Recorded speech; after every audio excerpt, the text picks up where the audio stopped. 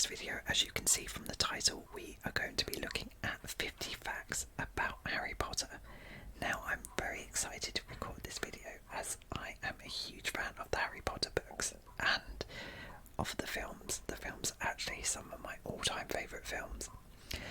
And starting to read these facts from Parade, I didn't know most of these. I haven't read all 50, but from the ones I didn't actually really know, so I'm excited to find out more about Harry Potter, and hopefully there will be some facts you didn't know as well, so we're all learning together. So lay down, close those eyes, take some deep breaths in and out.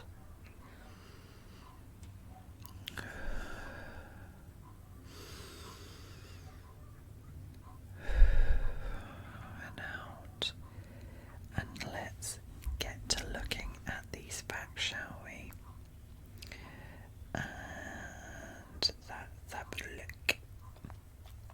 I've recorded this video like a million times because I keep mucking up or there's loud distractions, so hopefully we can get through this. J.K. Rowling and Harry Potter have the same birthday, which is July 31st. All die-hard Harry Potter fans know that one. Dumbledore has a deeper meaning. It's actually an Old English word for bumblebee, as Rowling has said that she chose that name because she always thought of Dumbledore humming to himself. I can see that. It was eventually revealed the fate of Dolores Umbridge.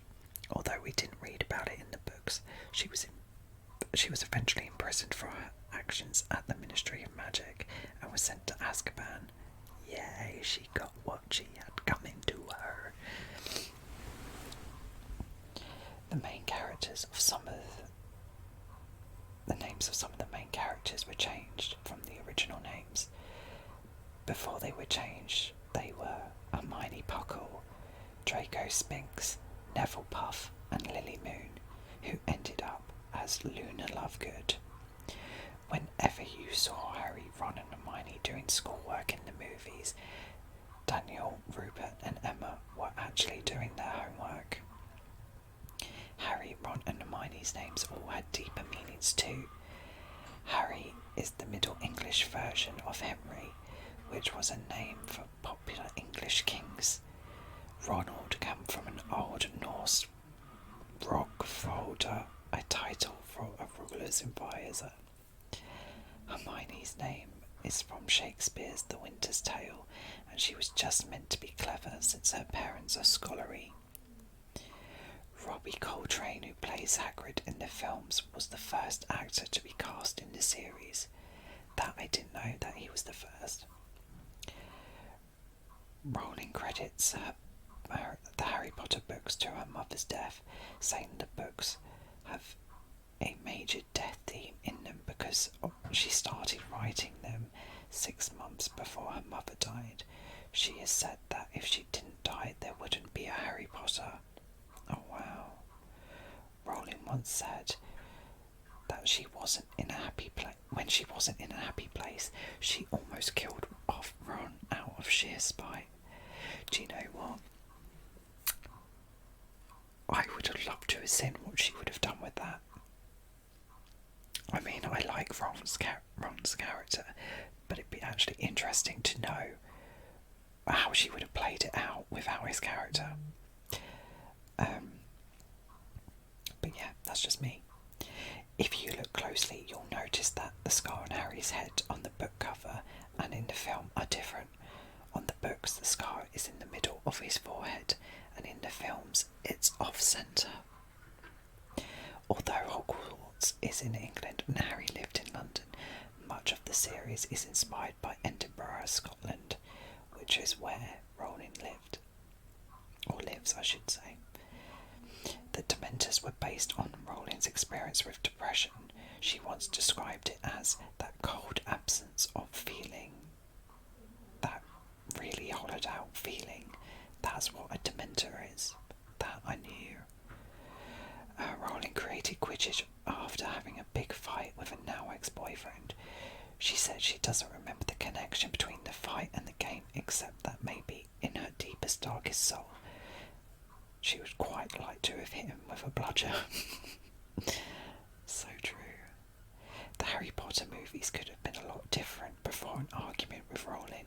Steven Spielberg was supposed to direct the first movie, and he wanted Haley Joel Osment to play Harry. Rowling was inspired by a real-life bookstore in Porto, Portugal. Many say the bookstore reminds them of Flourish and Bloods. Peeves, the poltergeist in the books, was supposed to appear in the films, played by British comedian and actor Rick Mayall. But director Chris Columbus didn't like how the character looked on screen and cut him. Savage. In the books, Hermione had buck teeth, and she almost did in the movies too. Emma Watson first wore fake buck teeth, but when the crew realised she couldn't speak properly with them in her mouth, they decided to take them out. In Harry Potter and Order of the Phoenix, Arthur Weasley was originally supposed to die, but his death was replaced by the death of Sirius. Oh wow. See, I didn't know this.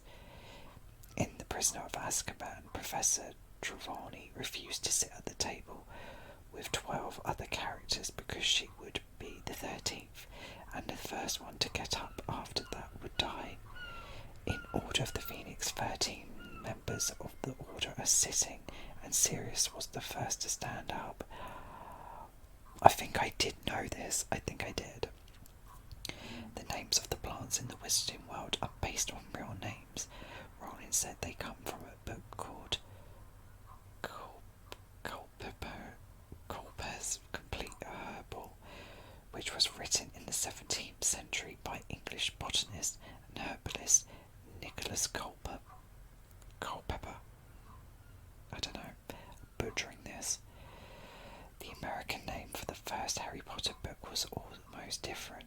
It was going to be Harry Potter and the School of Magic instead of Harry Potter and the Philosopher's Stone. But Rowling asked for Sorcerer's Stone instead. Rowling spent the first 5 years writing Harry Potter just setting up rules on what the characters could and couldn't do. In the Amortina potion, Hermione recognises a few smells. The third one is of Ron's hair. Oh, interesting. The final book almost had 2 different titles. One was Harry Potter and the Elder Wand, and the other was Harry Potter and the Peveril Quest. The feast of food in Harry Potter and the Sorcerer's Stone was all real food, but it wasn't really enjoyed since it spoiled quickly because of the hot lights on set. The threat of leaks and spoilers was real with the release of the last books. The publisher Bloomsbury gave them code names, which included Edinburgh, Pot Makers, and the Life and Times of Clara Rose Lovett, an epic novel covering many generations. In the second film, there's a scene where Harry explains he's missing a sock. For that scene, Radcliffe had to shave one leg. Okay, not sure why. Alan Rickman knew things about Harry Potter most people did not. Rowling gave him spoilers about the story to help him really land the role of Snape. Both Radcliffe and Grint admitted to having crushes on Watson when filming early movies. I had such a crush on Draco Malfoy. Tom Felton almost didn't play Draco. He auditioned for the roles of both Harry and Ron. Oh, I love Tom Felton. Oh. Yes, please. Harry's eyes are described as green in the books, but Radcliffe's eyes are not green. They tried green contacts, but Radcliffe had a bad reaction to them and couldn't use them.